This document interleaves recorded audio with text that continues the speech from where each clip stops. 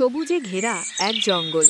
সকালে রোদের আলো পাতার ফাঁক গলে নিচে পড়ছে।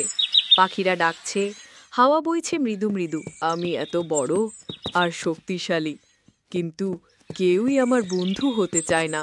হঠাৎ এক ডালে ঝাঁপিয়ে পড়ল এক চঞ্চল কাঠবিড়ালি, হাতে একটা বাদাম, মুখে হাসি।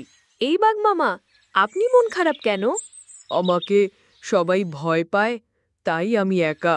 কাঠবিড়ালি বাদামটা সামনে রেখে বলল, ভয় নয়, ভালোবাসায় বন্ধুত্ব গড়ে। তুমি কি আমার বন্ধু হতে চাও? খেলা শুরু হলো। বাঘমামা কাঠবিড়ালিকে ধরতে চেষ্টা করলেন, কিন্তু সে তো দারুণ দ্রুত। এই যে আসছি। কাঠবিড়ালি আর বাঘমামা এখন একসাথে খাবার ভাগ করে খাচ্ছে। বন্ধুত্ব জমে উঠেছে। আজ থেকে খাবার ভাগ করে খাবো। বানর আর খরগোশ তাকিয়ে রইল বিস্ময়ে। বানর তো হাসছে, নতুন কিছু ঘটছে বুঝি। তবুও অনেকেই এখনো সন্দেহ করছে। হঠাৎ কালো মেঘ এসে চারদিক অন্ধকার করে দিল। একটা বিশাল গাছ পড়ে গেল বাঘমামার উপর। আমি নড়তে পারছি না। সবাই পালিয়ে গেল, কিন্তু কাঠবিড়ালি দাঁড়িয়ে রইল। ওফ, কেউ থাকবে না? কাঠবিড়ালি চিৎকার করে ডাকছে সবাইকে, তোমরা সবাই ফিরে আসো, বাঘমামা আটকে গেছে। এক এক করে সবাই ফিরে এলো।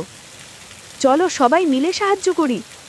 ও একা লড়ছে, আমরা চুপচাপ থাকবো না। সবার মিলিত চেষ্টায় গাছটা একটু একটু করে সরতে লাগলো। একটু জোরে, আরো একটু, আমরা পারবো। বাঘমামা উঠে দাঁড়ালেন, চোখে জল। তোমরা আমার জীবন বাঁচিয়েছ। বাঘমামা মাথা নিচু করে সবার কাছে ক্ষমা চাইলেন। আমি আর কাউকে কখনোই ভয় দেখাবো না। ক্ষমা করা বড় মন দরকার, আর আপনি সেটা করেছেন বাঘমামা। পরের দিন মিলন উৎসব। বাঘমামা আর কাঠবিড়ালি একসাথে হাসি মুখে বসে আছে। এই বন্ধুত্বের জন্যই আজ এই উৎসব। সবাই আনন্দে ভেসে যাচ্ছে, সবাই একসাথে। ভয় নয়, ভালোবাসাই বন্ধুত্বের মূল। বন্ধু হতে হলে শক্তি নয়, দরকার আন্তরিকতা, ভালোবাসা ও সহানুভূতি।